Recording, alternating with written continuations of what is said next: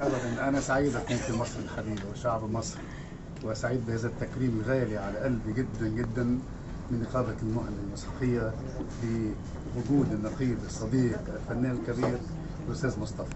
في سعادة من كل قلبي بقولها، وده وسام على صدري غالي غالي جدا.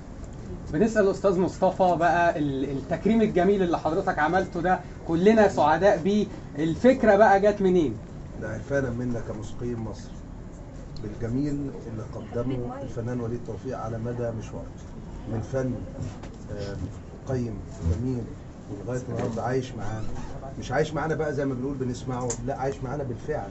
اعياد ميلادنا واوقاتنا الحلوه وافراحنا لغايه النهارده بنتآنس كلنا كجمهور مصري وكمستمعين مصريين وكناس من كافه الاعمار، من اول ولادي اللي لغايه النهارده حافظين انزل يا جميل في الساحه وايه العظمه دي كلها.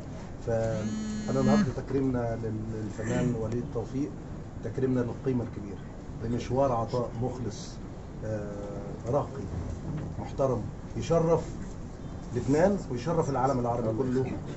واحنا كمصر كان بنقوم بدور البسيط ده، التكريم البسيط لاخونا وحبيبنا ورمز من رموز الوطن العربي والفن العربي اللي احنا نفسنا يكمل كده، وتبقى كل شبابنا ان شاء الله في اخر مسيره حياتها وفي مشوارها كله بتحافظ على انها تفضل حاجه حلوه، حاجه جميله، حاجه جميله لاولاده، وحاجه جميله لسفره، وحاجه جميله لبلده، وسفير لبلده.